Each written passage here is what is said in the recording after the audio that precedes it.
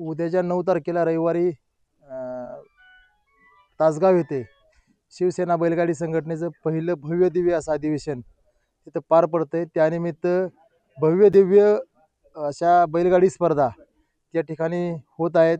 श्रीनाथ केसरी ह्या नावाने ह्या टायटलने त्या स्पर्धा आपण भरवतोय। जो विजेता बैलगाडी मालक असेल, बैलगाडीची विजेता आहे, त्याला आपण श्रीनाथ केसरीचं टायटल देऊन त्यांचा सन्मान करतोय आपण।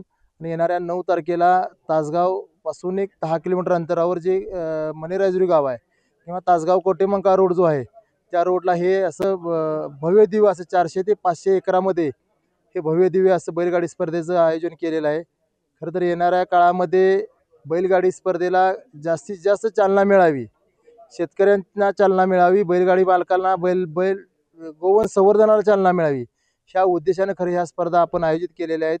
आणि आज आमची ही जवळजवळ 34 स्पर्धा आहे। पहिल्या स्पर्धेपासून आम्ही हाच टॅगलाईन ठेवून स्पर्धा करतोय की उद्देश एकच गोवंश संवर्धन। ह्या पद्धतीने आज अनेक गावागावांमध्ये गाय असेल बैल असेल सांभाळण्याची जी जुनी प्रथा होती ती आज नव्याने सुरू झालेली आहे। आणि खरोखर शेतकरी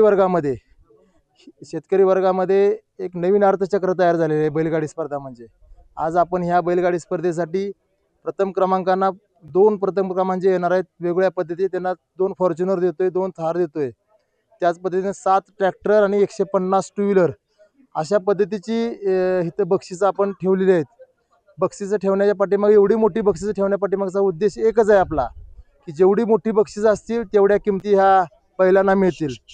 येणाऱ्या काळामध्ये जेवढी जास्त मोठ्या प्रमाणात आपण बक्षिसं ठेवू, फॉर्च्युनरच्याही पुढे जाऊन जर आपण ही बक्षिसं ठेवली तर बैलांनाही त्याप्रमाणे त्या पद्धतीनं किंमत वाढेल त्या बैलांची। आणि आज खरोखर आपल्या स्पर्धा जाहीर झाल्यापासून मला सांगण्याचा आनंद वाटतोय की जवळजवळ 100 कोटींची उलाढाल शेतकरी वर्गामध्ये बैल खरेदी विक्रीच्या व्यवहारामध्ये झालेली आहे। आज आपण ही पुराव्यानिशी सर्वांना दाखवू शकतो की कशा पद्धतीनं खरेदी विक्रीचे व्यवहार झाले।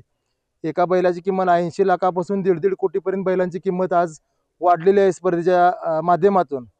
आणि खरोखर एक नवीन शेतकऱ्यांची अर्थव्यवस्था चालू होऊ शकते ह्या बैलगाडी स्पर्धेच्या माध्यमातून। हे खरोखर शिवसेना पक्षानं असेल किंवा आमच्या सर्व बैलगाडा मालकांनी हे दाखवून दिलेलं आहे।